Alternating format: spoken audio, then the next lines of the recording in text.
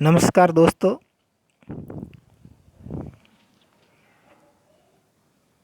आज हम कक्षा 12 व्यवसाय अध्ययन के दूसरे अध्याय को पढ़ने जा रहे हैं।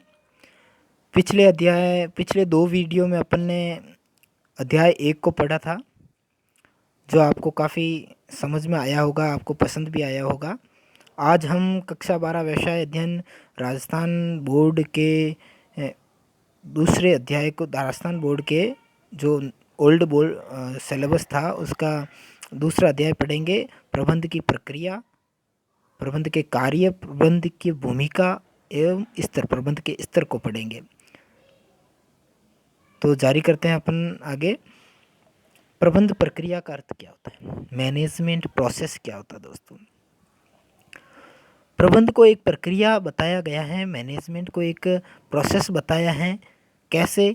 एक प्रबंधक जो होता है नियोजन करता है, संगठन बनाता है, उनको नियुक्ति देता है, उनका निर्देशन करता है, उनकी लीडरशिप करता है, उनकी कम्युनिकेशन करता है, उनको मोटिवेट करता है, उनका नियंत्रण करता है, आदि कई कार्य जो है चरणबद्ध तरीके से होते हैं, स्टेप बाय स्टेप होते हैं दोस्तों। और इन चरणबद्ध तरीके से निष्पादित करने के कारण ही प्रबंध को एक प्रक्रिया बताया, एक प्रोसेस बताया है।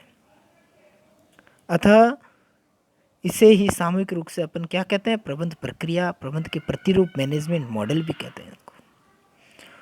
एक नया शब्द है दोस्तों, इसको आप याद रखना, प्रबंध के प्रतिरूप। अगर प्रबंध के प्रतिरूप समझ में आए, प्रबंध के प्रतिरूप है नियोजन, संगठन, नियुक्ति, निर्देशन, नेतृत्व, संप्रेषण, अभिप्रेरणा, नियंत्रण। ये सभी जो है प्रबंध के कार्य भी हैं और ये प्रबंध की प्रक्रिया का हिस्सा भी हैं।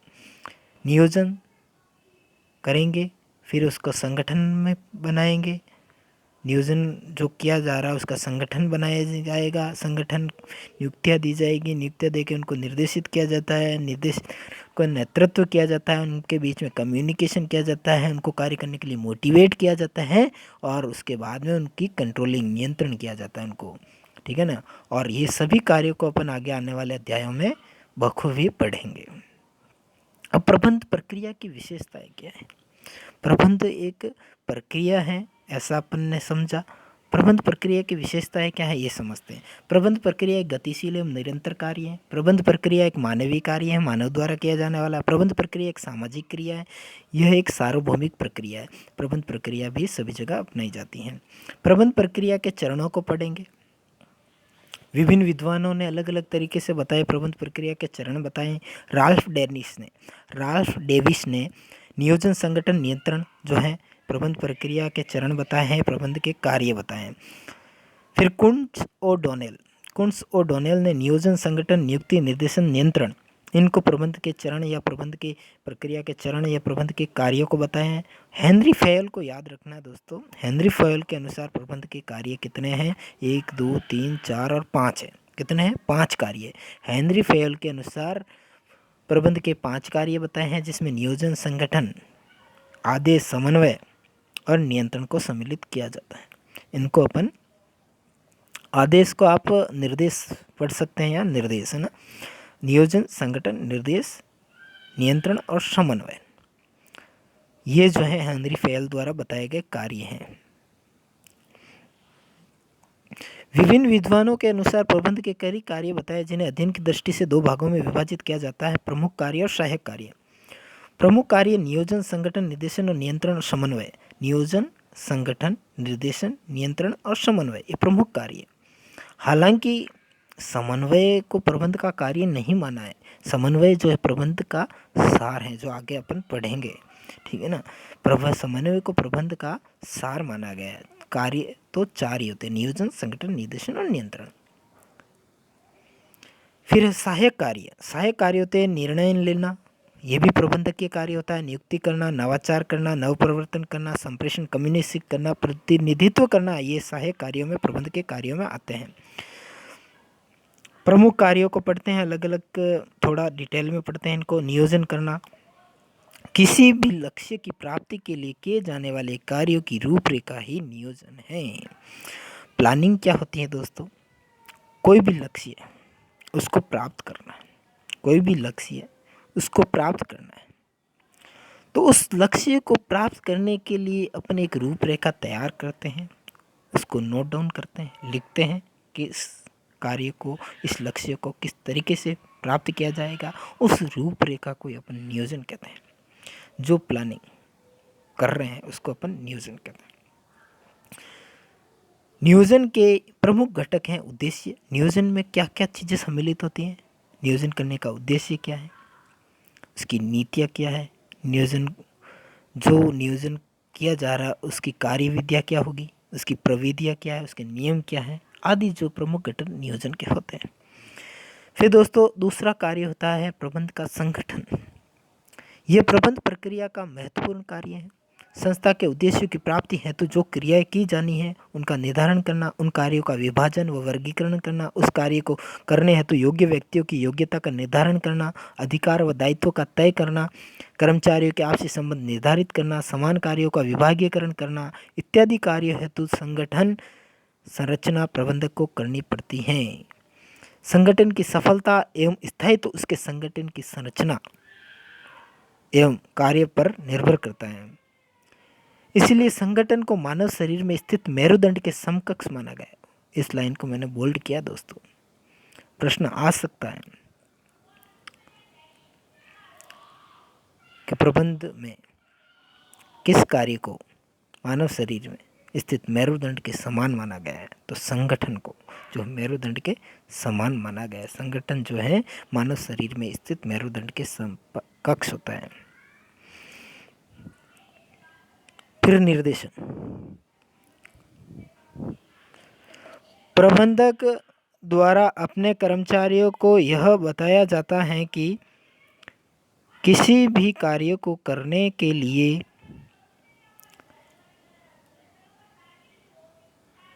एक मिनट दोस्तों, है ना, थोड़ा सा मैं वीडियो को पॉज करता हूँ, 1 मिनट आया मैं। हाँ तो दोस्तों अपन पढ़ रहे थे निर्देशन। प्रबंध द्वारा अपने कर्मचारियों को यह बताया जाता है कि किसी कार्य को करने के लिए उपलब्ध संसाधनों का प्रयोग किस प्रकार किया जावे कि अधिकतम सफलता या लक्ष्य प्राप्त हो सके। यही निर्देशन कहलाता है। निर्देशन में क्या होता है दोस्तों, डायरेक्शन। डायरेक्शन शब्द से अपन भली भांति परिचित होंगे, नहीं हो तो अपन पढ़ रहे हैं।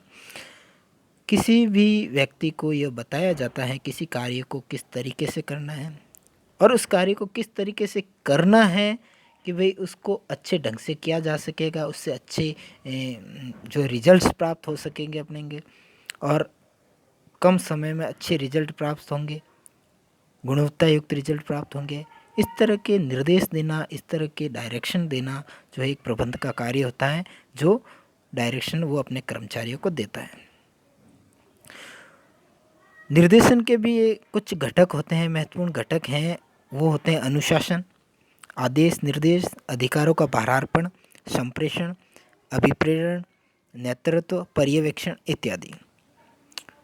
दोस्तों अपन आने वाले अध्यायों में अधिकारों का भारार्पण क्या होता है, कम्युनिकेशन क्या होता है, मोटिवेशन क्या होता है, लीडरशिप क्या होती है, इनका भी विस्तृत अध्ययन करेंगे। तो अपने को यहाँ पर यही याद रखना है कि इसके प्रमुख घटक क्या होते हैं, अनुशासन, आदेश निर्देश, अधिकारों का भारार्पण, संप्रेषण, अभिप्रेरण, नेतृत्व, पर्यवेक्षण इत्यादि। फिर चौथा कार्य होता है नियंत्रण। पढ़ा अपन नियोजन पढ़ा दोस्तों, संगठन पढ़ा अपन ने, निर्देशन पढ़ा अपन ने, अब आता चौथा कार्य नियंत्रण। हेनरी फेयोल के अनुसार नियंत्रण का आशय यह जांचने से है कि संस्था के सभी कार्य या योजनाएं दिए गए निर्देश एवं निर्धारित नियमों के अनुसार हो रहे हैं या नहीं। नियंत्रण का उद्देश्य कार्य की त्रुटियों का पता लगाना है, जिससे यथा समय उसमें सुधार किया जा सके, भविष्य में इस प्रकार की त्रुटि की पुनरावृत्ति को रोकी जा सके। नियंत्रण का क्या मतलब होता है दोस्तों, नियंत्रण से ये पता लगाया जाता है कि जो कार्य अपन ने दिया है वो कार्य उस ढंग से उसने उस सही तरीके से सही समय पर किया है या नहीं, वो नियंत्रण कहलाता है दोस्तों। नियंत्रण के अगर चरण को देखें, नियंत्रण की प्रक्रिया को देखें तो क्या है, देखो इसके प्रमुख तत्वों को पढ़ते हैं। परिमाप का निर्धारण करता है, आज एक एम्प्लॉय को दिया जाने वाले कार्य का एक स्टैंडर्ड को निर्धारित किया जाता है कि उसके प्रमाप को निर्धारित किया जाता है कि भाई इसका इतना काम करना है, इसको इतना काम करना है। मान लो एक कर्मचारी को दे दिया कि आपको पूरे दिन में ये 10 यूनिट बनानी है। फिर उसके कार्यों का मूल्यांकन किया जाता है कि भाई कितने यूनिट बनाई। मान लो 9 यूनिट बनाई उस बंदे ने। परिणाम विवरण तैयार करना, परिणाम विवरण तैयार किया, 10 का काम दिया था, 9 ही तैयार की। वास्तविक परिणामों का प्रमापों से तुलना करती जाती है, विचलन ज्ञात किया जाता है। तुलना नहीं है, सॉरी दोस्तों ये गलत है, तुलना की जाती है कि भाई 10 का दिया था टारगेट, काम 9 का ही किया है, विचलन आया 1 का। तो ये एक क्यों आया, क्यों आया, इसका अध्ययन किया जाता है, उसको मोटिवेट किया जाता है कि भाई यह ऐसा अंतर आपको नहीं लाना है, आपको ये काम करना है। अगर उसमें किसी प्रकार की ट्रेनिंग की कमी हो गई, उसको ट्रेनिंग दिए जाते हैं। एक सुधारात्मक कार्यवाही करना मतलब सुधारात्मक कार्य में उसको अगर ट्रेनिंग दी जाती है, अगर वो जानबूझकर ऐसा कर रहा है तो उसको सज़ा दी जाती है, दंड दिया जाता है, दंडात्मक कार्यवाही की जाती है। उसका मान लो सैलरी कम करना हो सकता है, या उसके नौकरी से निकालना भी हो सकता है कि भाई बार बार तुम ये गलतियाँ कर रहे हो, आपको टारगेट 10 का दिया जा रहा है लेकिन आप 9 ही यूनिट बना पा रहे हो, 8 ही यूनिट बना पा रहे हो। तो इस तरीके की जो है नियंत्रण किया जाता है। और अगर वो 10 यूनिट दिया जा रहा है और 11 यूनिट अगर वो बना रहा है तो उसको इनाम स्वरूप कुछ इनाम भी दिया जाता है, जिससे वो मोटिवेट हो सके दोस्तों। तो नियंत्रण आपको समझ में आ गया होगा, नियंत्रण कैसे किया जाता है। जो काम दिया जाता है उनको उनका, और जो वास्तव में उनको काम किया जाता है, जो दिया जाता है जो किया जाता है, उनके अंतर को ज्ञात किया जाता है। और अगर वो कम काम कर रहा है तो उसको ज़्यादा काम करने के लिए प्रेरित किया जाता है। इस तरीके से नियंत्रण होता है। फिर होता है समन्वय दोस्तों, कोऑर्डिनेशन। प्रबंधक को कर्मचारियों के प्रयासों में एक रूपता प्रबंधक को कर्मचारियों के प्रयासों में एक रूपता व सामंजस्य उत्पन्न करना होता है ताकि न्यूनतम लागत पर निश्चित लक्ष्य की प्राप्ति हो सके। भौतिक साधनों की सीमितता के कारण इनके आवंटन में भी सामंजस्य स्थापित करना पड़ता है ताकि प्रति इकाई ऊपरी व्यय लागत कम हो सके। दोस्तों आज अगर कर्मचारियों के मध्य समन्वय को स्थापित न किया जाए, विभिन्न विभागों के मध्य समन्वय स्थापित न किया जाए तो प्रबंध एक अधूरा सा लगता है। समन्वय को प्रबंध का सार माना है दोस्तों कुंट्स और डोनेल ने, ठीक है ना। कुंट्स और डोनेल ने कहा प्रबंध समन्वय जो है प्रबंध का सार है, इसे प्रबंध की आत्मा भी माना जाता है। कुंट्स और डोनेल व्यक्ति को याद रखना, और प्रबंध का सार किसे कहते हैं, समन्वय को कहते हैं, यह याद रखना दोस्तों। और इसको प्रबंध की आत्मा भी कहते हैं। आज प्रबंध एक प्रबंधक जो है जो भी कार्य करता है वो समन्वय के द्वारा करता है, कोऑर्डिनेशन के द्वारा करता है। जैसे सेल्स डिपार्टमेंट है दोस्तों, सेल्स डिपार्टमेंट अपनी सेल के अनुसार प्रोडक्शन डिपार्टमेंट को भेजेगा कि भाई प्रोडक्शन ज़्यादा करो ताकि हमें इतनी आवश्यकता है। अगर सेल्स वाला प्रोडक्शन वाले को नहीं बताएगा कि भाई सेल्स इतनी होनी है, इतने टारगेट मतलब इतनी सेल्स होगी हमारी, तो प्रोडक्शन वाला इतना प्रोडक्शन करके नहीं रखेगा, माल की कमी आ सकती है। या सेल्स वाला ये नहीं बताएगा भाई प्रोडक्शन कम करो, इतना माल नहीं बिक रहा है, तो प्रोडक्शन ज़्यादा हो जाएगा। तो इस तरीके से जो है अलग अलग विभागों के अंदर कोऑर्डिनेशन होना चाहिए, समन्वय होना चाहिए, बहुत ही ज़रूरी है। और ये समन्वय जो है प्रबंधक भली भांति से करता है, सभी विभागों से सूचनाएं प्राप्त करके उन पे कोऑर्डिनेशन बनाने की कोशिश करता है। मैसी के अनुसार समन्वय अन्य प्रबंधकीय कार्यों के उचित क्रियान्वयन का परिणाम है। ये इतना इम्पोर्टेंट नहीं है। कुंट्स और डोनेल का आप जरूर याद रखें, समन्वय जो है प्रबंध का सार है, इसे प्रबंध की आत्मा भी माना जाता है। फिर अपन प्रबंध के सहायक कार्यों को पढ़ेंगे। सहायक कार्यों में आया निर्णय, डिसीजन लेना। वैसे देखो डिसीजन जो है बहुत ही एक अच्छा काम है और बहुत ही महत्वपूर्ण कार्य होता है, क्योंकि प्रबंधक के प्रत्येक स्तर पर जो है डिसीजन जो है सम्मिलित होता है, निर्णय हर जगह व्याप्त होता है दोस्तों। अगर प्रश्न आ जाए, यदि प्रश्न आ जाए प्रबंध के प्रत्येक स्तर पर कौन सा कार्य होता है, तो कौन सा समय, तो निर्णय प्रत्येक स्तर, नियोजन करना है तो भी नियंत्रण होगा, निर्णय होगा, नियंत्रण करना तो भी निर्णय होगा। मतलब डिसीजन जो है सभी जगह व्याप्त होता है। यह किसी कार्य को करने या नहीं करने से संबंध में उपलब्ध विभिन्न विकल्पों में से एक श्रेष्ठ विकल्प के चयन की प्रक्रिया होती है। डिसीजन क्या होता है? डिसीजन होता है अपने पास विकल्प है, उन विकल्पों में से एक श्रेष्ठ विकल्प को चयन करना होता है, ये डिसीजन होता है। किसी कार्य को करना या नहीं करना उसका चयन करना होता है, तो भी ये डिसीजन होता है। यह एक बौद्धिक प्रक्रिया होती है, ये एक बुद्धिक प्रक्रिया होती है। इंटेलिजेंसी के ऊपर निर्भर करता है कौन सा विकल्प अपने को चयन करना। निर्णय प्रबंध के प्रत्येक कार्य में अंतर्व्याप्त रहता है। जैसा दोस्तों मैंने पहले भी बताया, निर्णय जो है प्रबंध के प्रत्येक कार्य में अंतर्व्याप्त रहता है। इसलिए हर्बर्ट साइमन ने कहा कि निर्णय एवं प्रबंध समानार्थक है। ओहो, बहुत बड़ी बात कह दी दोस्तों। प्रबंध और निर्णय को समानार्थक बता दिया। डिसीजन लेना ही प्रबंध है। इन्होंने तो ये कह दिया भाई डिसीजन लेना ही प्रबंध है, डिसीजन जो लेता है वही प्रबंध है, प्रबंध करना होता है उसको। भाई दो विकल्पों में से एक चयन करना, निर्णय किया, और इस निर्णय को ये प्रबंध कहते हैं, मैनेज कहते हैं। दोनों को समान अर्थ में परिभाषित किया इसको। तो निर्णय सर्वव्याप्त होता है, याद रखें, बहुत ही अच्छा कॉन्सेप्चुअल क्वेश्चन है ये, ठीक है ना। तो निर्णय सभी जगह व्याप्त होता है। प्रश्न आ जाए तो आपको जरूर करना है इसको। फिर होता है नियुक्ति, अपॉइंटमेंट। प्रबंधक जो है योग्य कर्मचारी को संस्था में उचित पारिश्रमिक पर चयन कर नियुक्त करता है। प्रबंधक जो है योग्य कर्मचारी को संस्था में उचित पारिश्रमिक पर चयन कर नियुक्त करता है। ये जो है प्रबंध का सहायक कार्य है। फिर नवाचार और नव परिवर्तन, इनोवेशन करता है। पीटर ड्रकर ने इस कार्य को प्रबंध का सबसे महत्वपूर्ण एवं प्रमुख कार्य बताया। इनोवेशन करना भी प्रबंध का कार्य है, इनोवेशन करता है। कम्युनिकेशन करना भी प्रबंध का कार्य है। प्रबंधक एवं कर्मचारियों के मध्य विचारों, तथ्यों, सूचनाओं, भावनाओं के आदान प्रदान को संप्रेषण कहते हैं। प्रतिनिधित्व, प्रबंधक संबंधित संस्था का प्रतिनिधित्व भी करता है। फिर प्रबंधक की भूमिकाओं को पढ़ते हैं दोस्तों। मैनेजरियल रोल, प्रबंधक की भूमिकाएं बहुत ही इम्पोर्टेंट है दोस्तों। प्रबंधक की भूमिका पुंज भी कहते हैं इनको। प्रबंधक की भूमिका पुंज किसने दिए हैं? तो हेनरी मिन्सबर्ग ने दिए हैं। ये याद रखने योग्य बात है। कब दिए? 1973 ने दिए। हेनरी मिन्सबर्ग किस विश्वविद्यालय के प्रोफेसर थे? तो मैकगिल विश्वविद्यालय के प्रबंध विचारक और प्रोफेसर थे ये।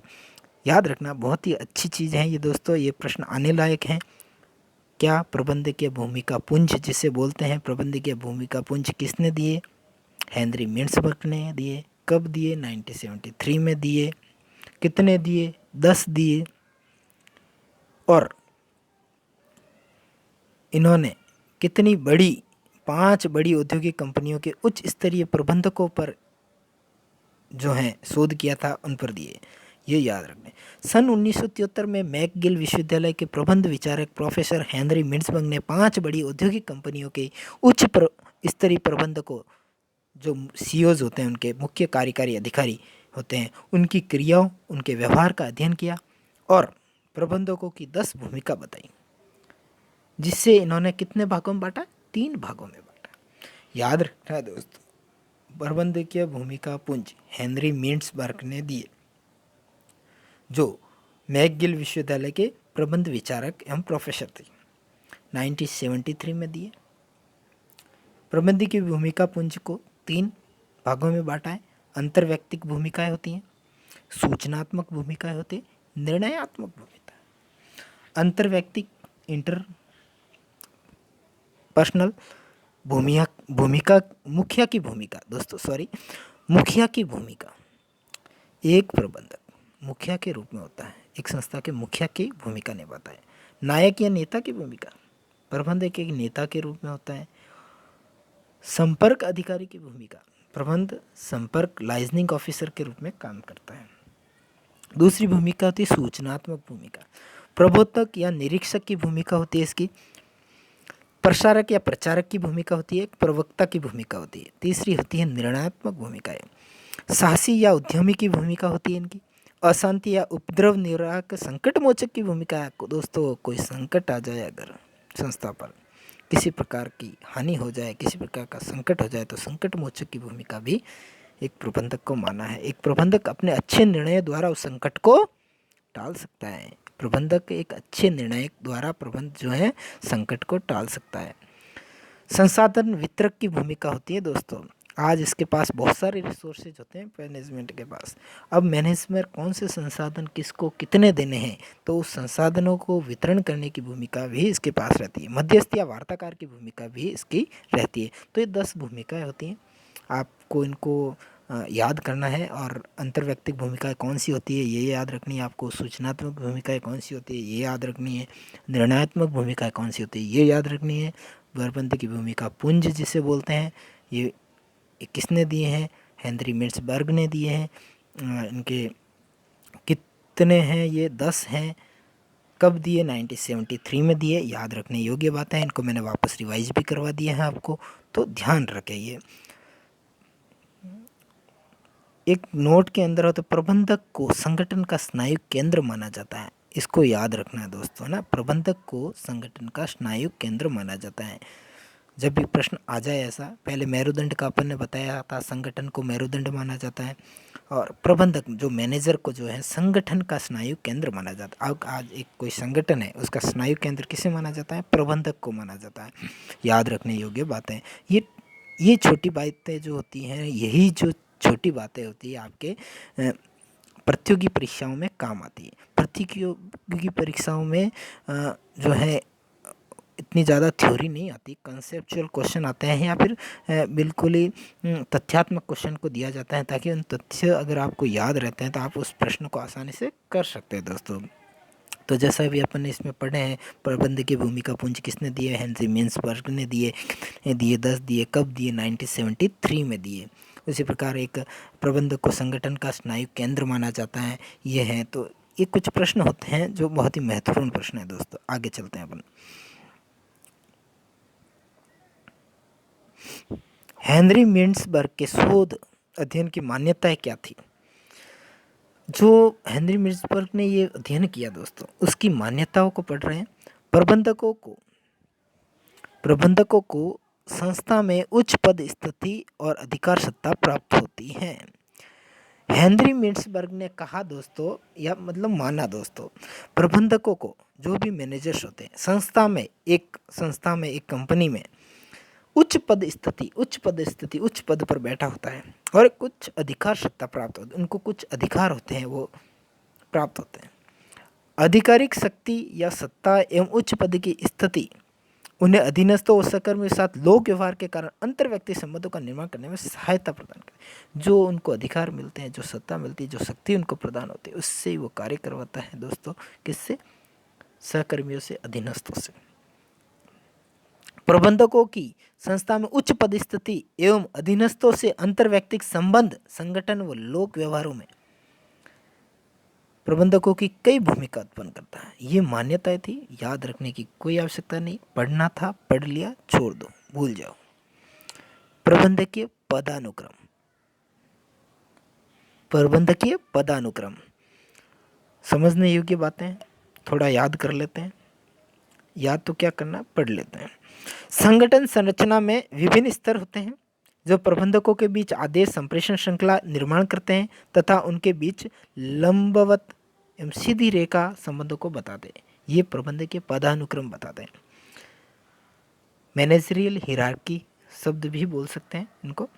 प्रबंधकीय पदानुक्रम होता है जिसमें 3 स्तरों में इसको बांटा है। उच्च प्रबंध होता है जो शीर्ष प्रबंध होता है, मध्यम प्रबंध होता है, और प्रथम अंति या निम्न स्तरीय मैनेजमेंट होता है। आगे आने वाले अध्यायों में इनको भी अपन विस्तार रूप से पढ़ेंगे। मतलब वैसे आपके सिलेबस, कक्षा 12 के सिलेबस में नहीं है ये। जब भी अपन बीकॉम के चैप्टर्स को पढ़ेंगे उस समय इन चीज़ों को अपन विस्तार पूर्वक पढ़ेंगे। अभी यहाँ पर अपने को इतना ही पढ़ना है। उच्च प्रबंध में कौन होता है, मध्यम प्रबंध में कौन होता है, प्रथम पंक्ति प्रबंध में कौन होता है। संचालक मंडल,